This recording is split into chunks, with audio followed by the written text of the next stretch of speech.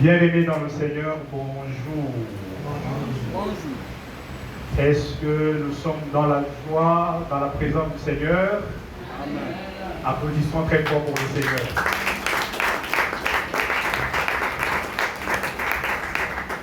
Nous rendons grâce à Dieu pour cette opportunité que nous avons ce matin de nous retrouver dans la maison de Dieu et de pouvoir partager la parole de Dieu.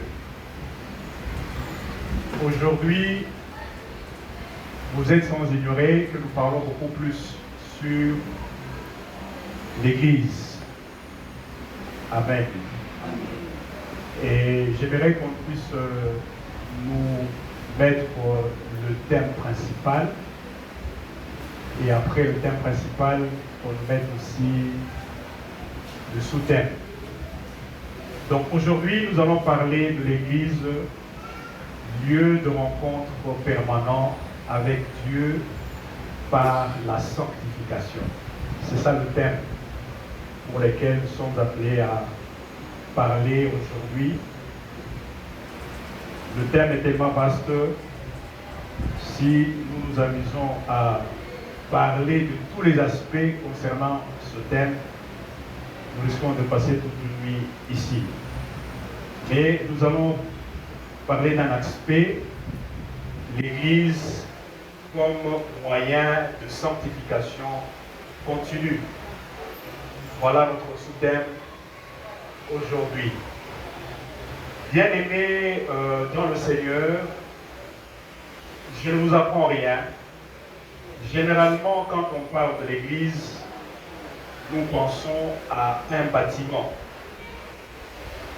Un bâtiment dans lequel les gens se retrouvent et les gens arrivent à adorer, à prier le Seigneur. Mais les choses ne sont pas tellement... Ça fait partie d'une vérité. Mais réellement, selon Dieu, ce n'est pas ça l'Église. L'Église, c'est un lieu de rencontre de tous les croyants. Quand nous nous retrouvons ensemble dans une réunion, nous formons déjà une Église. Et dans le monde entier, vous allez vous rendre compte qu'on parle de l'Église universelle. Est-ce que l'Église universelle peut contenir une Église? Non, c'est impossible. Parce que quand nous parlons de l'Église universelle, nous parlons de l'Église qui se trouve en Tanzanie, de l'Église qui se trouve au Maroc, de l'Église qui se trouve à Rome, de l'Église qui se trouve à New York, ainsi de suite. Cette assemblée-là, cette grande famille d'enfants de Dieu constitue ce qu'on appelle l'Église universelle. Mais aujourd'hui, nous sommes préoccupés. Nous voulons, je crois qu'il y a des gens qui sont passés avant moi, des serviteurs de Dieu, qui vous ont parlé de la part de Dieu et qui nous ont même amenés à pouvoir commencer à prier pour que nous puissions avoir un espace propre pour nous, où nous pouvons rendre un culte pour le Seigneur. C'est une très bonne chose. Ce n'est pas mauvais. Mais j'aimerais aujourd'hui commencer par vous faire comprendre que dans le titre que nous avons donné le thème, l'Église c'est un lieu de rencontre permanent avec Dieu. C'est une vérité et c'est exact. C'est un lieu où nous nous retrouvons effectivement dans la présence du Seigneur. Mais j'aimerais aussi vous faire comprendre aussi que Dieu se manifeste réellement dans l'Église pour sanctifier, amener le chrétien à être réellement sanctifié en utilisant des moyens. Des moyens qu'il utilise, c'est la parole de Dieu. Les moyens qu'il utilise, c'est la prière. Le moyen qu'il utilise, c'est l'adoration. Le moyen qu'il utilise, c'est la Sainte Seine, quand nous nous retrouvons ici. Et le moyen qu'il utilise aussi pour que nous puissions être appelés enfants de Dieu et que nous puissions entrer dans la maison de Dieu, nous passons par les eaux de baptême. C'est très important. La vie chrétienne commence par le baptême. Quand nous passons par les eaux de baptême, nous devenons réellement des chrétiens engagés et nous commençons la vie avec le Seigneur. Mais aujourd'hui, j'aimerais y aller d'une façon méthodique pour vous faire comprendre réellement que cette sanctification-là, bien aimé dans le Seigneur, c'est un processus spirituel continu. Et l'Église nous amène à passer par la prière. C'est là que je vais commencer mon intervention de ce matin pour vous faire comprendre qu'une fois, pour une raison, pour un problème quelconque, 2 ou 3 personnes se mettent ensemble et ils invoquent, ils sont en accord, ils sont dans la volonté du Seigneur, ils appellent le Seigneur lui-même donne cette parole que nous allons lire tout à l'heure.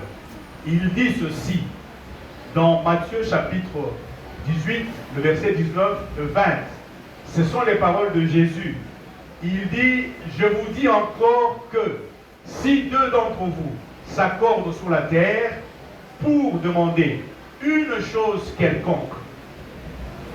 Dans une autre version, ceux qui ont la version de la Bible Semeur, il est question de un problème. Si vous avez un problème,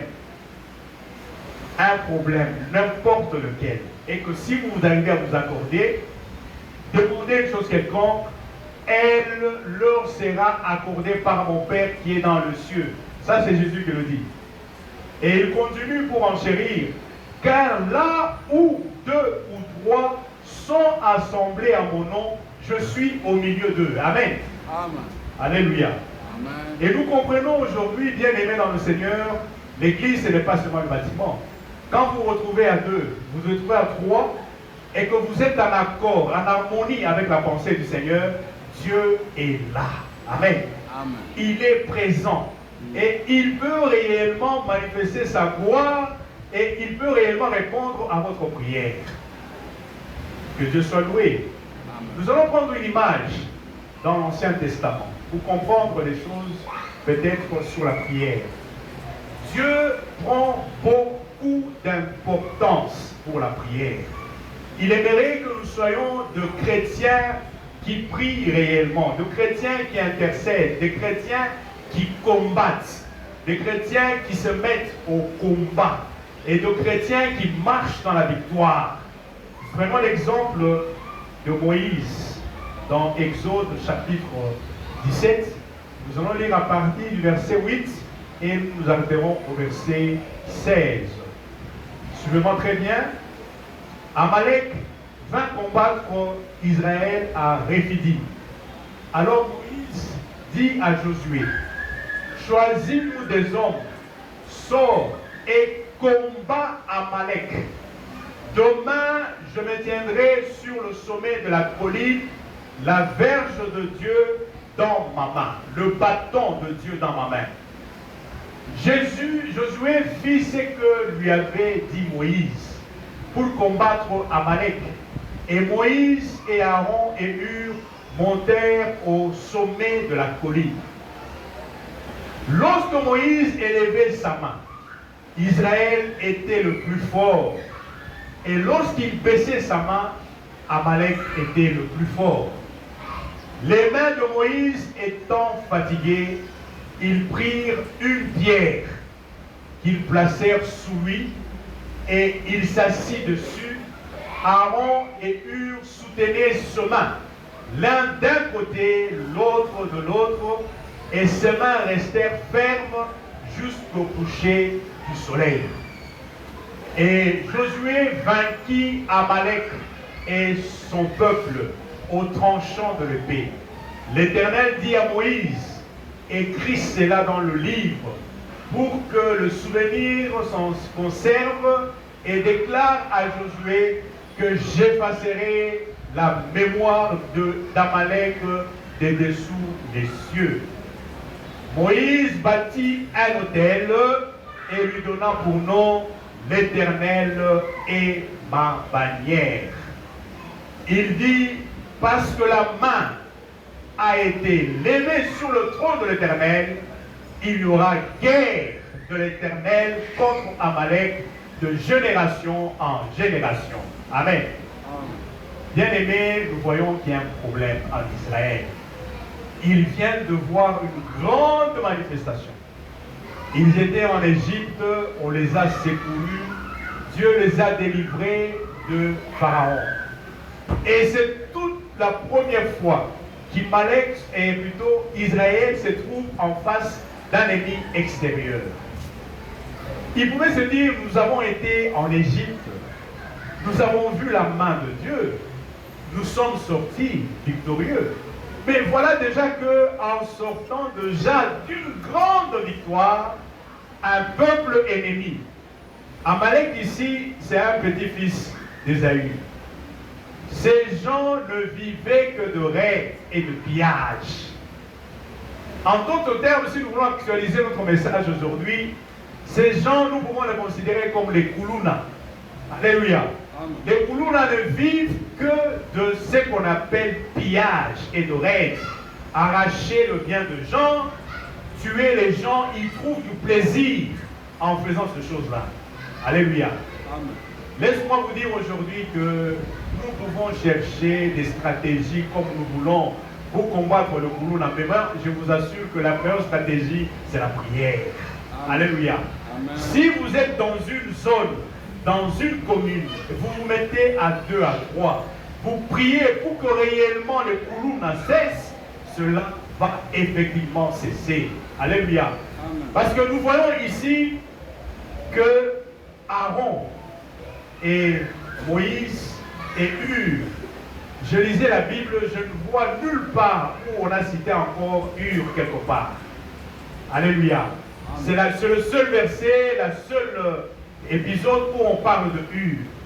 Mais on nous fait voir que ces gens se sont mis ensemble. Ils ont commencé à prier avec un leader comme Moïse. Moïse est monté à la montagne et il a commencé à intercéder pour Israël qui était sur le terrain. Bien-aimé dans le Seigneur, quand Moïse avait le main levée, Israël était fort. Mais une fois que Moïse lâchait le main, Amalek était fort. Alléluia. C'est l'image qu'on nous rencontre aujourd'hui de l'intercession. Nous voulons avoir une église forte. Nous voulons avoir une église qui marche dans la victoire. Soyons des hommes et des femmes qui prient.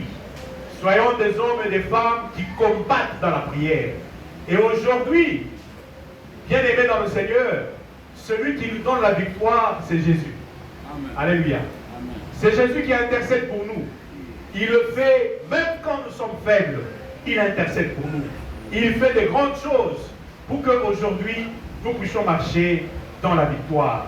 Et c'est ainsi que je voudrais vous faire comprendre, bien-aimés dans le Seigneur, quel que soit le problème, quelles que soient les difficultés, même au niveau de votre mariage, de votre foyer, si vous êtes un couple, une famille qui a le temps de pouvoir prier régulièrement, vous allez voir des choses extraordinaires que Dieu fait quand vous le mettez vraiment en évidence dans la prière, dans le culte de famille.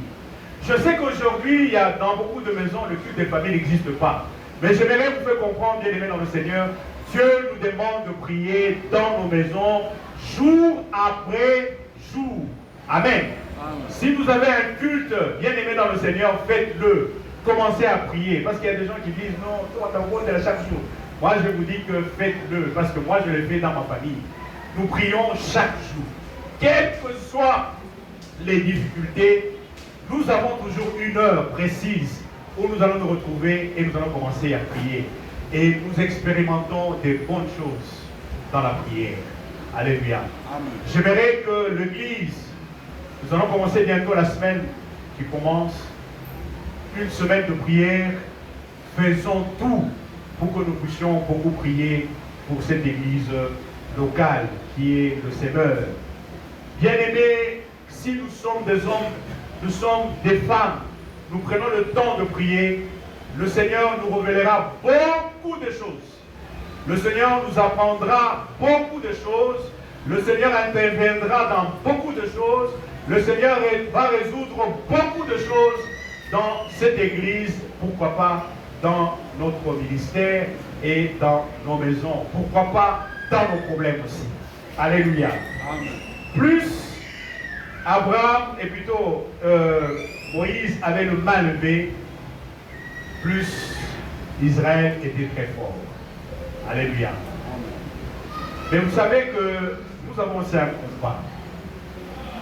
Quand on dit qu'il y aura guerre de l'Éternel contre Amalek de génération en génération, cette guerre-là, elle existe, même chez nous les chrétiens. Quand nous devenons des chrétiens, nous sommes nés de nouveau. Nous avons une nouvelle nature. Mais l'ancienne nature, là, elle revient, elle fait surface. Alléluia. Amen. Elle vient chaque fois.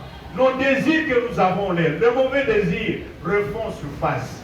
Mais si nous ne sommes pas des hommes de prière, comment pouvons-nous ne pas combattre? Nous devons combattre. Alléluia. C'est par la prière que nous pouvons arriver réellement à combattre ce mauvais désir. Alléluia. Nous allons le voir quand nous allons parler de la sanctification. C'est très important, bien aimé dans le Seigneur. Nous avons un combat permanent en nous. Nous sommes des chrétiens, nous sommes des enfants nés de nouveau, mais la chair nous fait la guerre chaque jour. Et c'est une réalité qu'il ne faut pas oublier en tant que chrétien. Cette chair-là te fera la guerre chaque fois. Et c'est pour cela qu'on nous dit qu'il y aura toujours guerre de génération en génération.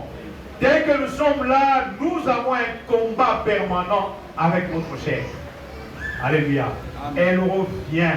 Elle peut nous tenter de plusieurs manières. Elle peut nous donner des désirs contraires à la volonté du Seigneur. Mais si nous ne sommes pas des hommes, des femmes de prière, et ici je m'enchéris, celui que nous appelons le Seigneur Jésus-Christ, modèle par excellence pour notre vie, c'est un homme de prière. Alléluia. Amen. Nous devons suivre l'exemple de Jésus. Jésus était un homme de prière. On le trouvait parfois très tôt le matin, il se réveille et il se met à prier. Alléluia. Quand Jésus se réveille le matin, la toute première chose qu'il fait, c'est de pouvoir commencer à chercher la face de son Père. Il est là. Et là où je voudrais aussi enchérir, bien aimé dans le Seigneur, quand nous commençons à mener une vie de prière, selon la dimension de Dieu, les choses changent. Mais là où ça devient embêtant, c'est quand nous faisons les choses pas comme Dieu veut que nous puissions le faire. Généralement, nos vies de prière sont de prières monologues. Vous allez voir quelqu'un là en prière, il parle, il parle, il parle, il parle. Même pendant une heure, il ne s'arrête pas. Maintenant, quand est-ce que Dieu va te parler? Alléluia. Amen. Il y a un homme de Dieu que vous connaissez, Osborne. Moi, j'ai lisé ça un jour son livre. Les amis, c'était un homme quand il entre à la cave. Lui, il avait une cave. Et c'est là où il faisait ses prières. Il commence ses prières à 6 h du matin. En train de prier, prier, prier, prier. Jusqu'à 12 h. Osborne ne fait que parler. Parler. Parler. Un jour, un homme de Dieu est venu, un grand homme de Dieu est venu. Il a dit à son épouse, j'aimerais un peu parler avec ton mari. Il dit, mais il est là à la cave. Il dit, mais depuis que je viens d'arriver, j'entends quelqu'un en train de prier en bas là-bas. Il dit, c'est mon mari. Je dis, ah. Mais depuis que je suis arrivé ici, on a fait plus de 5 ou 10 minutes. Je n'entends que sa voix. Il peut que parler, parler, parler, parler, parler. Mais quand est-ce que Dieu va lui parler? Alléluia. Amen. Aujourd'hui, il y a beaucoup d'enfants de Dieu qui les font aussi. Hein. Ils entrent dans la prière. Surtout nous les pentecôtistes. Ils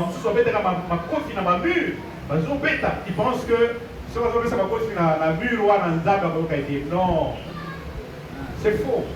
Dieu n'est pas dans les sensations, les émotions. C'est bien d'être pentecôtiste. Je ne suis pas contre. Parce que moi-même aussi, je suis un pentecôtiste. Parfois, je me réveille dans ma maison, je commence à parler.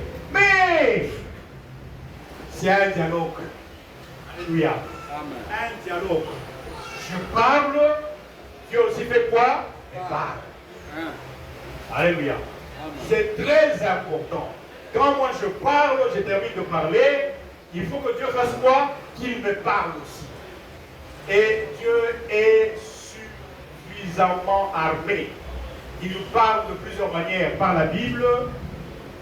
Parfois, nous n'arrivons pas à bien localiser comment Dieu nous parle, nous tâtonnons. C'est l'apprentissage.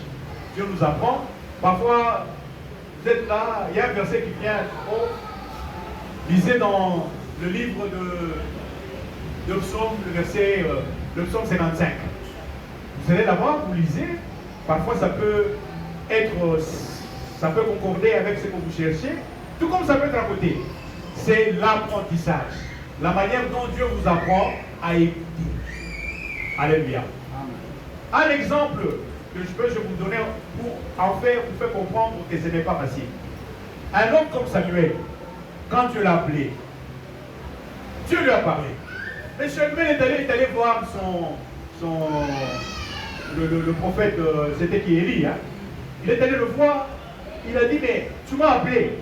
Il dit non, rentre. Il est allé la deuxième fois. Tu m'as appelé. Non, rentre. La troisième fois, il dit, écoute, si tu entends encore Dieu te parler, dis-lui, mais voici, j'écoute.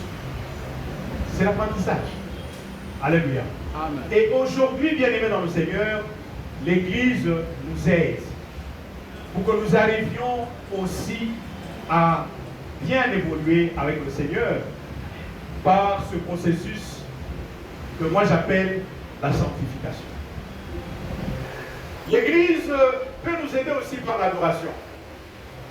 Nous pouvons lire dans Jean chapitre 4, le verset, je crois, 24. Ici, on nous dit Dieu est esprit. J'aimerais que nous puissions comprendre que adorer Dieu, ce n'est pas ce que nous imaginons. Nous avons parfois une fausse façon, une fausse conception d'adorer le Seigneur. Mais ici, on nous dit exactement comment adorer le Seigneur. Dieu est esprit. C'est Jésus qui dit. Il faut que ceux qui l'adorent en esprit et en vérité. Amen. Amen. Alléluia. Amen. Depuis ma mort, la notion d'espace ici n'existe pas. Alléluia. Parce que Dieu lui-même déclare qu'il est esprit. Donc, si nous disons que nous limitons Dieu, Dieu n'est pas limité. Dieu, on peut l'adorer partout. Dieu, on peut l'adorer n'importe où et à n'importe quel moment. Il n'est pas limité. Mais il veut que ceux qui l'adorent en esprit et dans la vérité. Alléluia. C'est très important que nous comprenions que nous pouvons adorer le Seigneur partout. Nous pouvons adorer le Seigneur à n'importe quel moment. Nous pouvons le faire. Dieu veut. Et il dit, je cherche même des vrais adorateurs. Quand vous lisez la suite, il dit, je cherche les vrais adorateurs. Ceux qui l'adorent en esprit et en vérité. Bien aimés, comme nous nous trouvons dans l'église et que nous faisons cette adoration en tant qu'enfants de Dieu, bien aimés dans le Seigneur, cette adoration-là, c'est une communion avec Dieu qui symbolise l'unité des chrétiens. Ça fortifie notre foi. Et généralement, quand nous adorons le Seigneur apprécie que nous puissions l'adorer et il y prend même, il a le choix quand nous l'adorons comme il le désire que nous puissions le faire. Amen. Amen. Nous allons continuer à lire cette fois-ci dans Jean 14, verset 24. Vous savez beaucoup de choses aujourd'hui sur le Saint-Esprit. Jean 14, s'il vous plaît. Ok. Aujourd'hui, c'est le Saint-Esprit, qu'on appelle le consolateur, l'Esprit Saint, que le Père enverra à mon nom. Qu'est-ce qu'il va faire? J'aimerais vraiment que nous puissions souligner là-dessus. Le Saint-Esprit vous enseignera toutes choses. Amen. Amen. Alléluia. Amen. Le Saint-Esprit vous enseignera toutes choses, sans exception. Malheureusement, beaucoup de gens, d'enfants de Dieu, ne comprennent pas. Et je voudrais vous faire une mise en garde. Il y a des enfants de Dieu, quand ils entendent qu'un prophète est venu des Kaleka, de quoi?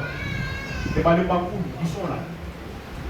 Un prophète est venu des Kukwit, Bakei, Balandi, prophète Wad.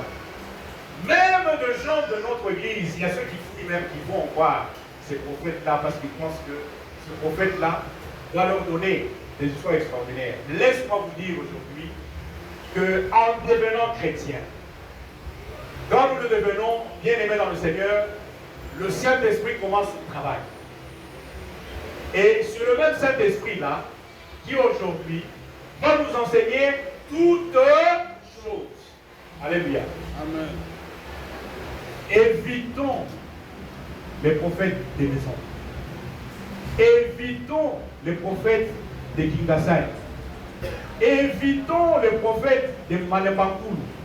Invitons les prophètes de Moujmaï. Évitons les prophètes de Kalemi. Évitons les prophètes de Bakongo, plus précisément de Matati. Il y a un vent qui se passe. Et là, je suis un peu beaucoup plus dans la logique des choses, mais il y a des gens qui viennent des États-Unis. Il y a des gens qui accourent. Oh, tout qui est déployé au Cameroun, à aux États-Unis. Non. Bien aimé, je ne refuse pas. On peut éviter les gens qui viennent d'ailleurs. Mais évitons de suivre les enseignements qui viennent par le Saint-Esprit. Amen. Amen. C'est juste une petite mise en garde, tout simplement.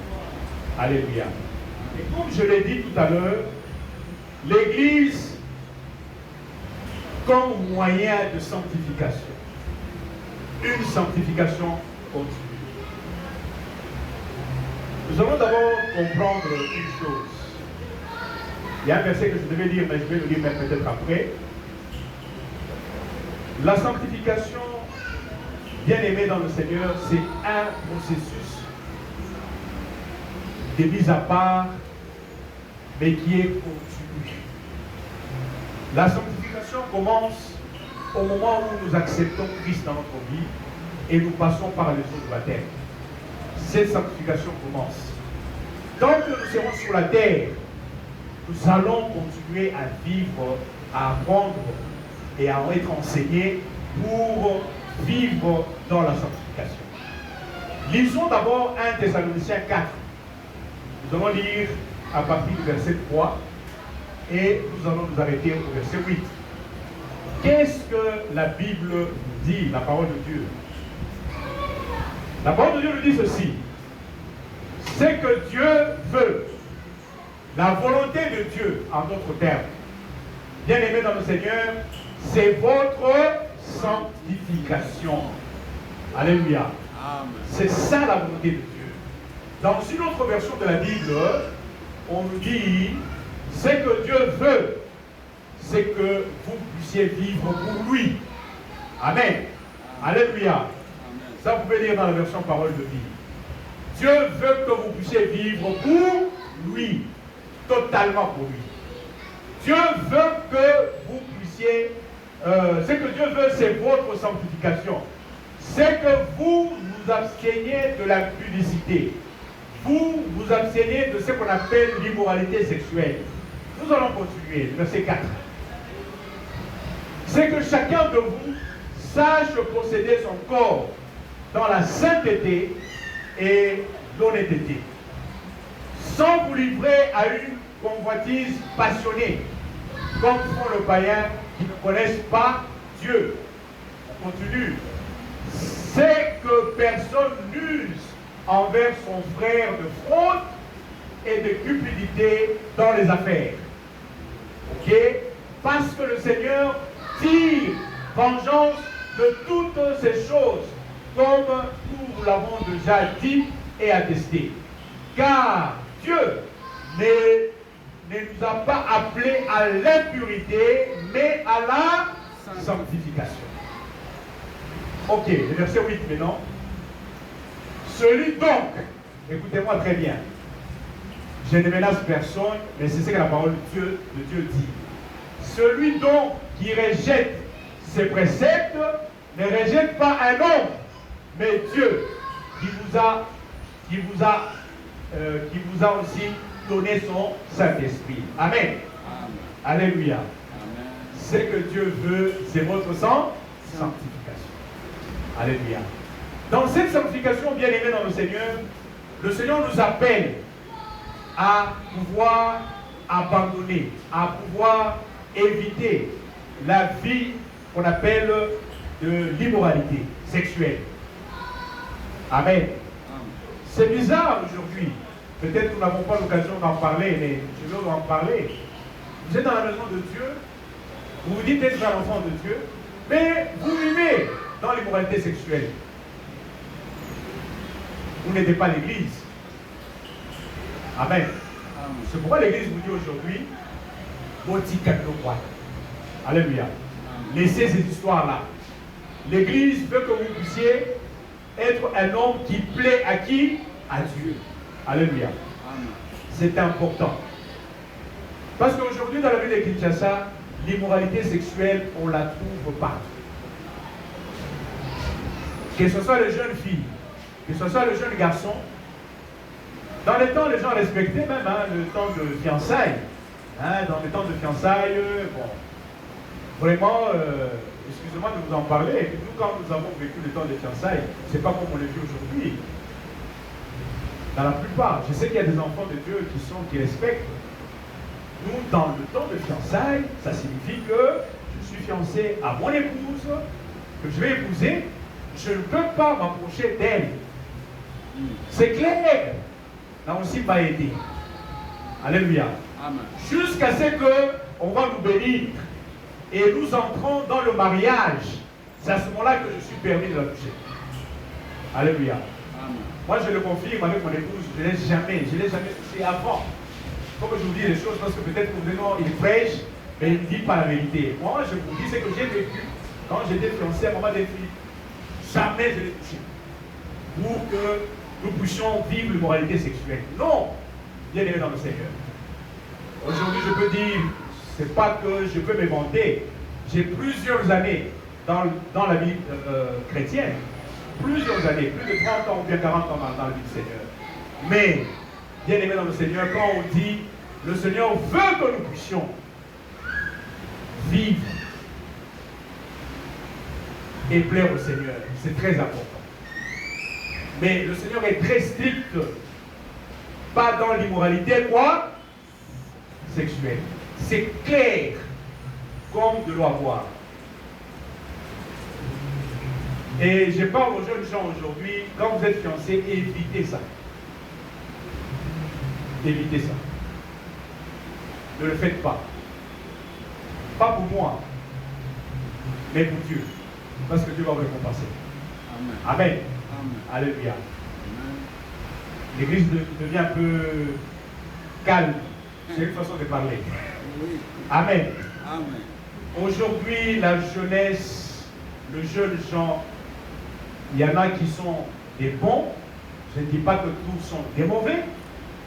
Mais il y a parmi eux ceux qui ne respectent pas ce que je suis en train de me dire aujourd'hui. C'est-à-dire plaire à Dieu, c'est-à-dire éviter l'immoralité sexuelle. Voilà la première chose. Deuxième chose, remettez-moi le verset 6 et le verset 4. On était à 3. Allez à 4 d'abord.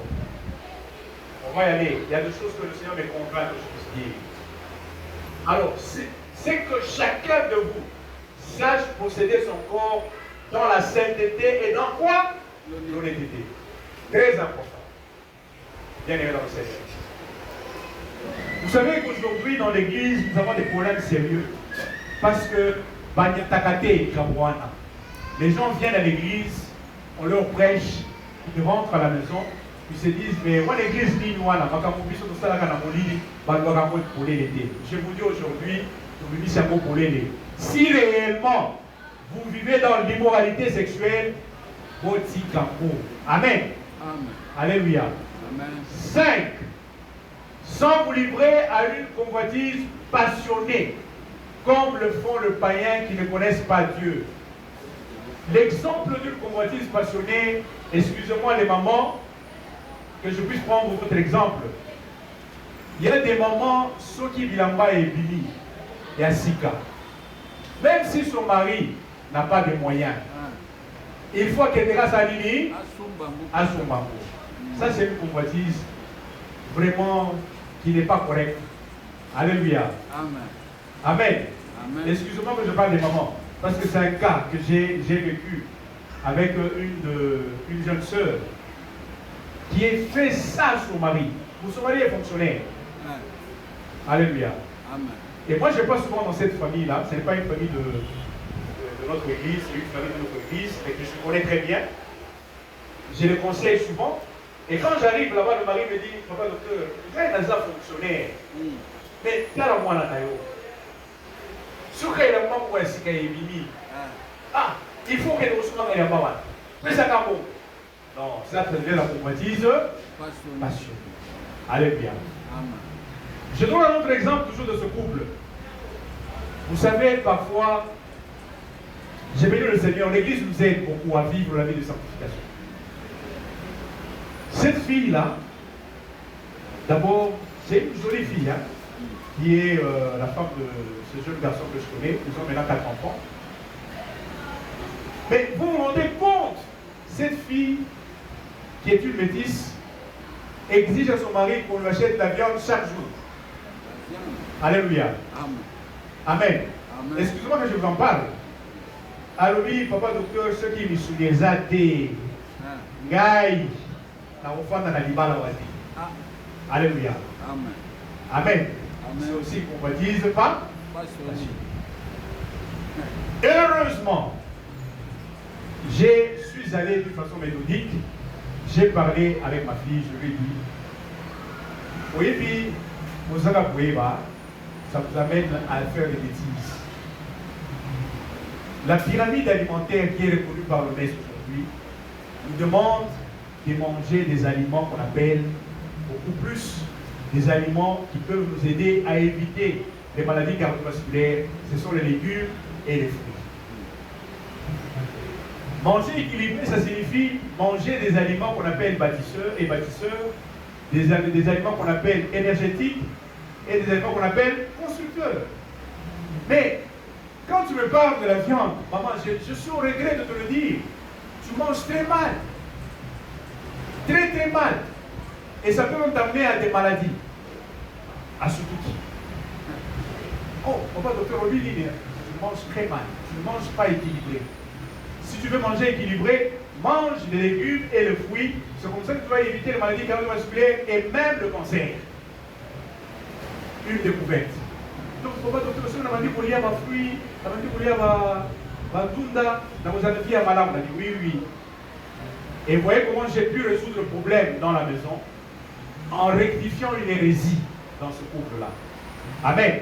Amen. Donc, ne créez pas de problèmes à cause de la passion que vous avez. Sans vous livrer à une convoitise passionnée, comme font les païens qui ne connaissent pas Dieu. Ce sont les païens qui le font. Alléluia. Amen. Nous continuons. Le verset 6. C'est que personne n'use envers son frère de fraude et de cupidité dans les affaires. C'est monnaie courante dans la vie des enfants de Dieu aujourd'hui. Un frère vient à Kosio, à l'Ulimakamou, et Zanati à mon côté. Et il te fait quoi? Il te trompe. Et vous voulez que nous puissions bien faire les affaires. On ne pourra pas faire les affaires comme il se doit. Parce que vous êtes venu avec un esprit de fraude et un esprit de cupidité, c'est-à-dire que vous aimez beaucoup plus l'argent que Dieu. C'est dangereux. Parce que le Seigneur dit mangeant de toutes ces choses comme nous l'avons déjà dit et attesté. Alors, Dieu ne vous a pas appelé à quoi? À l'impurité. Ok? Mais il vous a appelé à quoi? À la sanctification. Amen. C'est très important. La sanctification. Le Seigneur nous a appelés et il dit, la volonté du Seigneur c'est quoi? c'est que nous soyons dans la sanctification. Très, très important. Bien-aimés dans le Seigneur. Nous allons continuer. Nous lisons dans Hébreux, chapitre 12.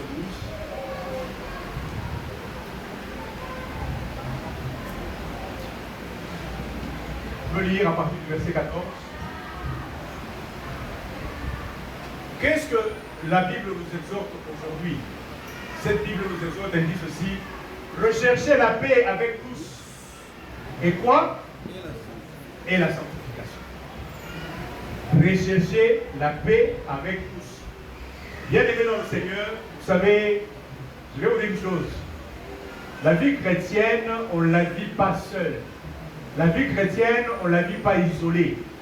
Malheureusement, on constate que parmi les enfants de Dieu aujourd'hui, il y a des enfants qui disent, sauf aussi c'est la prière.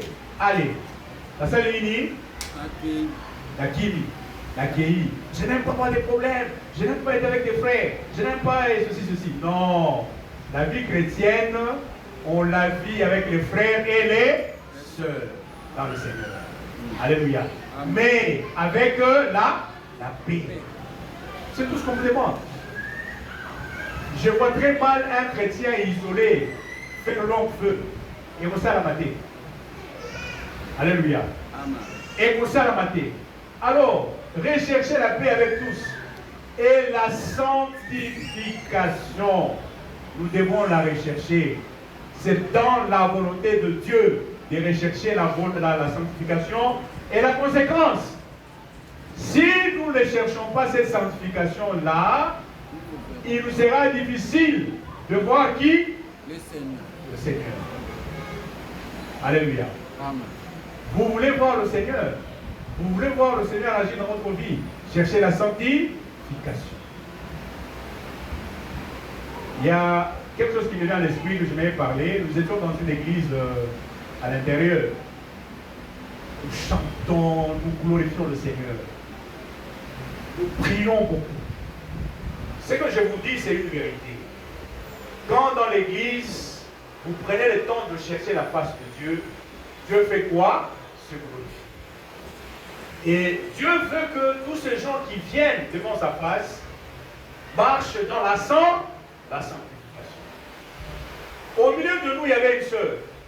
Comme je vous ai dit, Dieu n'aime pas l'impunité ou comme je l'ai dit tout à l'heure, l'immoralité sexuelle. Au milieu de nous, pendant que nous sommes en train de prier, il y avait une sœur spécialiste dans les avortements. Alléluia. Amen. Et pendant que nous étions en train d'adorer le Seigneur, c'est comme je vous ai dit, l'Église comme moyen de sanctification. L'Église le fait aussi très bien. Dans une réunion de prière, pendant que nous étions en train de prier, la sœur commence à crier, à tomber, à faire de gestes impossibles. Les serviteurs de Dieu se sont approchés d'elle. Ils ont commencé à parler avec la sœur. Et quand ils ont commencé à parler avec la sœur a dit, je dois me confesser. Alléluia. Amen. Oh, il y a quelqu'un qui est moko. Et Bibi n'en quoi ça. Alléluia. Amen. Qu'est-ce qui s'est passé? La sœur dit non, je suis déjà au 3e avortement. Alléluia. Amen. Bon, quand vous êtes aussi un homme de Dieu, il faut avoir de maîtrise. Hein? Parce qu'il y a des hommes de Dieu qui sont à éviter. C'est là où je voudrais vous dire aussi qu'il faut éviter les préjugés. Alléluia. Amen. Quand vous êtes un homme de Dieu, évitez les préjugés. Si vous êtes arrivé à écouter ce que vous avez écouté, ce n'est pas par vos mérites. C'est parce que Dieu vous a utilisé comme serviteur de Dieu. Amen. Alors, les frères ont entendu. Oh, notre soeur ici qu'on croyait, il y a un frère là qui est à côté. Notre soeur ici qu'on croyait, une soeur vraiment affaiblie. Oui, après pour ça, l'analyse, je dis stop. Ici, Dieu t'a demandé de faire le travail et non pas de faire ce que tu es en train de faire là. Arrête. On a arrêté les frères, on l'a même exclu, on a dit non, et parce que yo, ok, là-bas, il est aux alors, on a continué avec la sœur, elle a dit, je suis au 3e avortement, je ne fais que enlever les grossesses. Et nous, on a prié pour elle. Quand on a prié pour elle, on a dit, en tout cas, à partir d'aujourd'hui, ma soeur, ne reviens plus en arrière. Je suis content aujourd'hui, cette soeur est dans le Seigneur. Le Seigneur l'a beaucoup utilisée. C'est une grande servante de Dieu. Aujourd'hui, elle a 5 enfants et des enfants qui sont très brillants, qui sont tous des responsables dans des grandes entreprises de la vie. Et j'ai béni le Seigneur pour ça. Parce que le Seigneur a fait son travail. Alléluia. Amen. L'Église comme moyen de sanctification continue. Amen. Amen. Et bien aimé dans le Seigneur, nous voyons ici, on nous dit, recherchez la paix avec tous et la sanctification. Si vous ne le faites pas, vous ne verrez jamais Dieu. Alléluia. On continue. Veillez à ce que nul ne se prive de la grâce de Dieu, à ce qu'aucune racine d'amertume plutôt, poussant de rejetons, ne produise de troubles et que plusieurs n'en soient infectés. Je reviens là-dessus. Veillez à ce qu'aucune racine d'amertume, poussant de rejetons, ne produise du trouble. Amertume. Vous connaissez l'amertume, non? Ça signifie quoi? Les jeunes frères et les jeunes sœurs. Amertume. Les amis. Pas si n'importe. Il y a quelqu'un qui a la version parole de vie. Il peut nous lire ça rapidement. Personne. Parole de vie. Ou semeur. La Bible du semeur. Personne. Là, il faut que je lise ça moi-même. Hein? Oui. Bon, c'est important. Hein? Quand vous lisez la Bible, c'est toujours mieux de lire dans les versions pour comprendre. J'insiste là-dessus, ce n'est pas par hasard. C'est tout simplement. Je suis en train d'atterrir. Hein? Dans peu de temps, je vais terminer. Ne vous en faites pas. Alors, nous lisons dans. Nous sommes dans quel livre? Hébreux, hein? Hébreux chapitre 12, hein? Le verset 14. Suivez-moi très bien. Moi, je suis dans la version Bible du Semeur. C'est une Bible d'études bibliques. Je vous informe, c'est très important si vous faites des études bibliques et vous avoir cette version-là. On nous dit ceci. Faites tous vos efforts pour être en paix avec tout le monde. C'est ça la version que j'ai. Et puis on nous dit ceci, cultivez la sainteté, sans laquelle nul ne verra le Seigneur. Veillez à ce que personne ne passe à côté de la grâce de Dieu, qu'aucune racine d'amertume ne pousse et ne cause le trouble en empoisonnant plusieurs d'entre vous. Bon, ça ne nous a pas beaucoup aidé. Je vais seulement dans la parole de vie. Peut-être que je vais vous donner la version que j'ai ici. Attention, personne ne doit refuser ce que Dieu a fait pour lui. Parmi vous, aucune plante amère. C'est ça la vertu. Aucune plante amère ne doit pousser pour troubler la communauté avec son poison. Alléluia. Vous comprenez maintenant, hein? Oui. Aucune plante amère. Vous savez, dans la Bible, il y a des gens qui ont été un problème pour Dieu. Est-ce que vous le savez? Dans l'Ancien Testament, un homme qui a été un problème avec Dieu, c'est qui? Le frère de Jacob, il s'appelle qui? Celui qui a vendu son aînesse, son droit d'aînesse. C'est qui? Ésaïe. Un problème. Dans le Nouveau Testament, il y a encore aussi un autre qui est un homme qui a été un problème avec Jésus. Vous savez c'est qui? Judas. Alléluia. Amen. Ésaü a vendu son droit d'aînesse. Au moment où on veut faire la bénédiction, il est revenu à son père en pleurant. Va payer sa bénédiction. Est-ce que c'est la magie? C'est la magie. Alléluia. Amen. Amen. Amen. Le même cas de Judas. Judas a fait ce qu'il a fait. Et quelle a été l'affaire de Judas? Il s'est parlé. Amen. Amen. Bien-aimés dans le Seigneur, évitons. Dans la vie des enfants de Dieu, je vous en supplie, si un frère, une sœur vient dans votre maison, commence à critiquer les frères de l'église, commence à parler en mal du serviteur de Dieu, dites-lui, ma sœur, voilà. Alléluia. Amen. Que ça ait partialité. Dis-lui tout simplement que Tika. Alléluia. Amen. Parce qu'il va vous emmener dans une histoire très compliquée. Dieu n'aime pas que nous puissions être une plante Amen. amère qui pourrait être un poison dans l'église. Alléluia. Amen. Et je vous assure que il y a des gens qui sont là, qui parlent du mal des uns et des autres. Je voudrais vous faire comprendre que dans la vie, nous devons éviter les calomnies, de parler du mal des gens quand ils ne sont pas là. Parce que nous ne savons pas, même s'il était dans le mal, nous ne savons pas ce qui se passe avec cette personne à la minute où il a commis ce mal-là. Peut-être qu'il a demandé pardon à Dieu. Et maintenant, quand toi tu parles de lui du mal, Dieu te voit comment? Tu as des problèmes avec le Seigneur. Et c'est pour cela que je vous encourage à ne jamais vous mettre à côté et à parler. Pourquoi je me poumon de vous en parler aujourd'hui? Notre église, c'est un moyen vraiment pour la sanctification. Vous savez, nous sommes dans une église, nous avons plusieurs tribus. Nous avons les Balouba, nous avons les Bakongo, les Swahili Ford, et nous avons ainsi de suite. Parfois, il y a des gens qui parlent.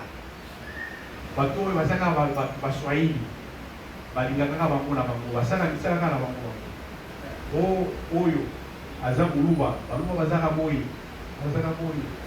j'ai même été dans une réunion de prière. Vous savez, avec mon nom de Mboïla, c'était un nom très compliqué. Hein?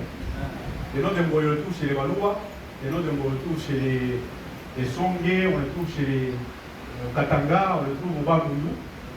Et j'entre dans beaucoup de réunions. Hein? J'entrais. Maintenant, j'entre pas parce que je suis devenu un chrétien. Je suis entré dans des réunions où, si on savait qui je suis réellement, on pouvait me taper. Mais à cause de mon nom, je suis entré. Et j'ai entendu. Et je vous dis, bien aimé dans le Seigneur, faites attention. Ne vous laissez jamais, jamais, vous êtes de nouvelles créatures. Pour vous, la tribu n'existe plus parce que vous êtes devenus des enfants de Dieu. Alléluia. Et quand vous êtes devenus des enfants de Dieu, tu peux les arrêter. Alléluia. Moi, j'ai une femme qui n'est pas de ma région. Mais nous vivons très bien. Alléluia. Ma femme, on va la prendre pour une femme ou elle n'est pas une femme. Non, c'est une femme de notre région. Vous comprenez? Et je vous dis toutes ces choses-là parce qu'aujourd'hui, même dans l'église, il y a des critères. Pour que nous parlions moi si il faut à la école on a dit. Non, transcender ces choses-là. Parce que nous l'avons fait. Je pouvais aller prendre une femme de ma tribu.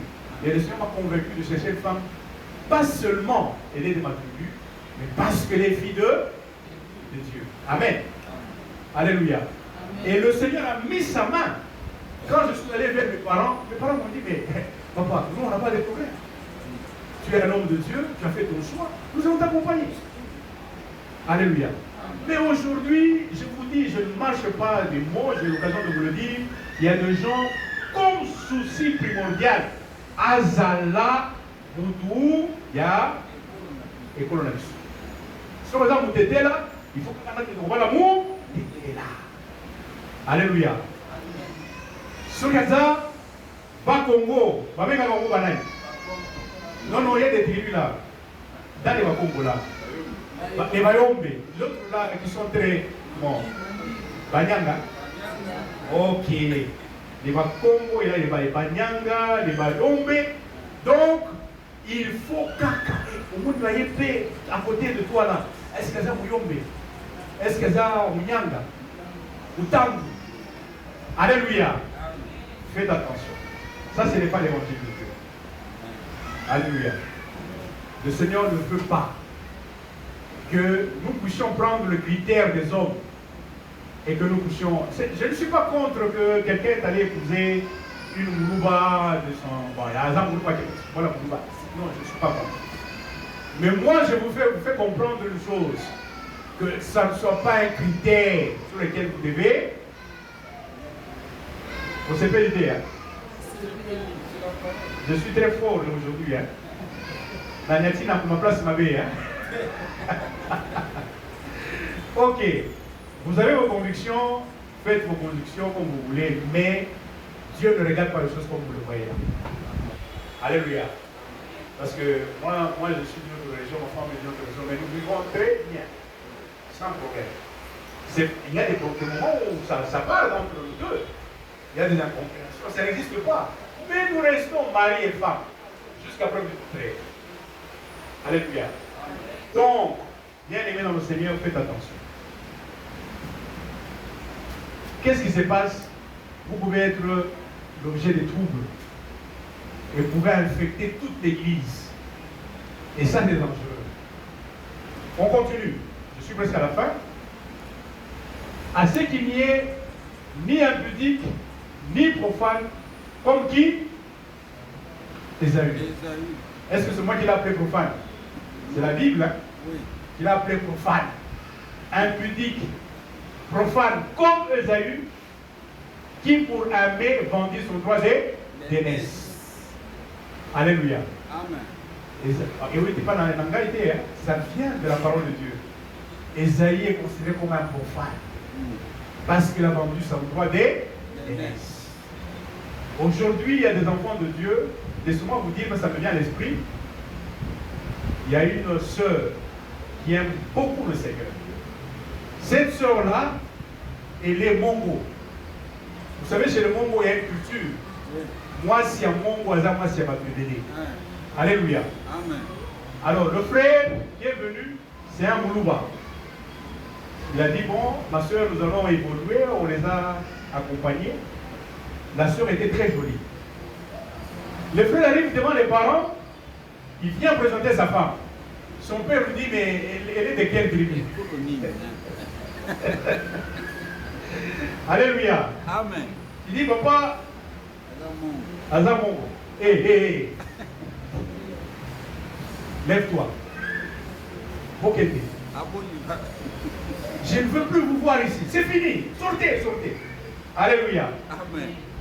Mais une fille, enfant de Dieu, qui aime le Seigneur, mais parce qu'elle est Mongo, papa refuse de prendre une Mongo. Amen. Amen. Alléluia. Amen. Mais cet enfant qui était Mouloubala, c'est un serviteur de Dieu. Il ne s'est pas fatigué. Il a dit, Seigneur, c'est toi qui m'as révélé que cette femme, c'est ma femme.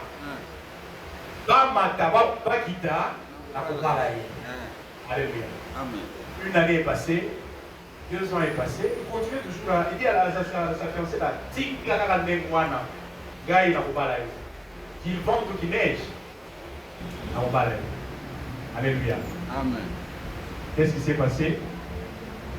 Quelque temps après, papa est tombé malade. Le papa du garçon. Il est tombé malade, il a fait un AVC, et cette fille-là venait. C'est elle qui venait parfois avec des histoires à manger, elle amène à papa. Papa regarde la fille là, il dit, mais c'est cette fille que j'ai chassée, non? C'est elle qui vient souvent ici avec mon fils pour me donner de quoi manger. Le jour passé, vous savez quand vous devenez, vous avez un AVC, il faut que je vous dise la vérité, hein? L'AVC, c'est la maladie qui rend les gens handicapés pour toute leur vie. Comprenez? Peut-être qu'on ne vous le dit pas, mais c'est une vérité. Quand vous devenez handicapé, vous avez le pied et la jambe qui sont paralysés, soit à gauche ou à droite. Souvent, quand vous voyez les gens marcher sur la route, hein, ils marchent comme ça. Non? Vous les voyez, non? Ok, c'est déjà un problème de paralysie. Généralement, quand les gens font cette paralysie-là, ils deviennent handicapés. La maladie qui rend les gens beaucoup plus handicapés à l'âge adulte, c'est l'AVC. Papa est devenu paralysé. Le Seigneur a commencé à parler à papa sur son lit de malade. Il a fait 3 mois. Il est sorti de l'hôpital. La fille venait toujours rendre visite à papa. Le Saint-Esprit, papa n'était pas un chrétien, né de mouvement ou quoi que ce soit, mais le Saint-Esprit a convaincu papa de donner son cœur à Jésus. Papa s'est converti. Un jour, papa a appelé son fils. Il a dit, Bolamu, on a mouillé la kati ya moi na haut. Et l'équipe même, où ils ont la kati ya Amen. Alors moi, je ne peux pas être l'objet d'un malheur à cause du fait qu'elle est bouillon, elle est mongo. Mon fils, je te donne ma bénédiction. Alléluia. Amen. Et le garçon a épousé cette fille-là jusqu'aujourd'hui. Amen. Amen. Donc, quelque part, si Dieu est dans la volonté, et dans votre problème, il vous accompagnera jusqu'à bon port. Amen. Amen. Nous sommes presque à la fin, nous allons terminer bien sûr. Le dernier verset.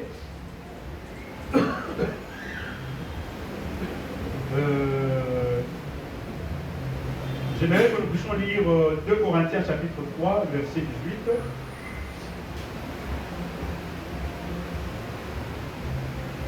Alors, il y a quelque chose qui se passe. Nous tous, qui, le visage découvert, donc une fois que nous devenons des enfants de Dieu, nous ne portons plus de voile. Alléluia. Amen. Contemplons comme dans un miroir la gloire du Seigneur. Nous sommes transformés en la même image, de gloire en gloire, comme par le Seigneur, l'Esprit. C'est l'Esprit, le Saint-Esprit, qui nous transforme.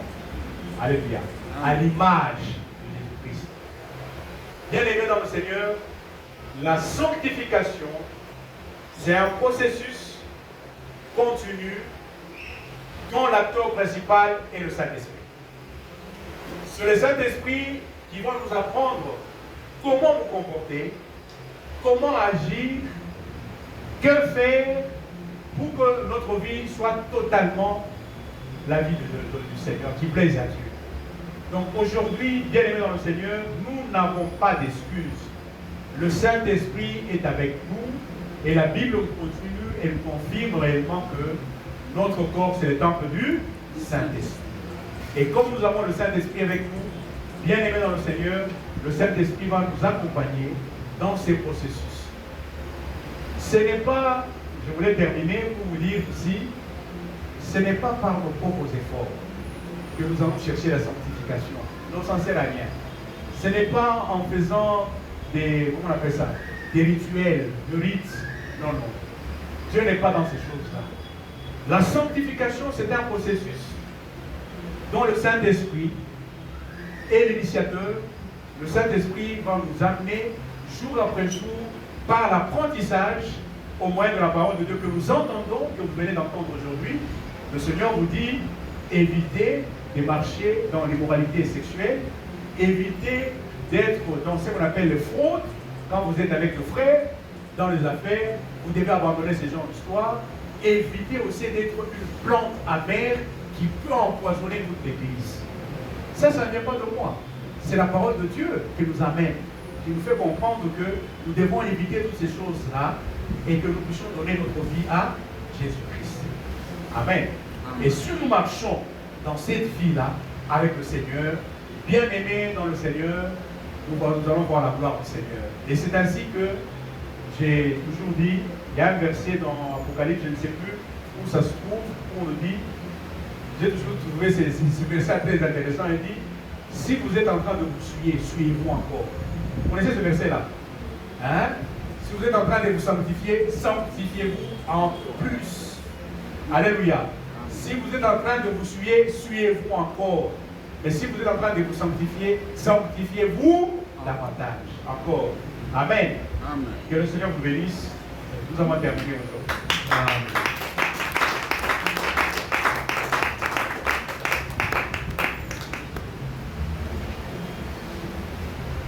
Amen. Est-ce que nous pouvons bien acclamer le Seigneur? Alléluia. Dans tout ce que l'Ancien a dit, système Église comme moyen de sanctification continue, c'est que Dieu a noté, a fait une grande dotation dans l'Église, c'est le Saint-Esprit. Amen. Amen. Et c'est ce Saint-Esprit-là qui nous entraîne dans ce processus de sanctification. Est-ce que nous pouvons prendre un peu de temps, prier, se remettre à la disposition de l'Esprit?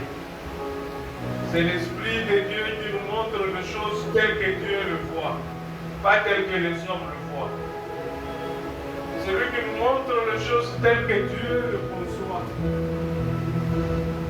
C'est lui qui nous entraîne dans la volonté de Dieu. Et le nous prions.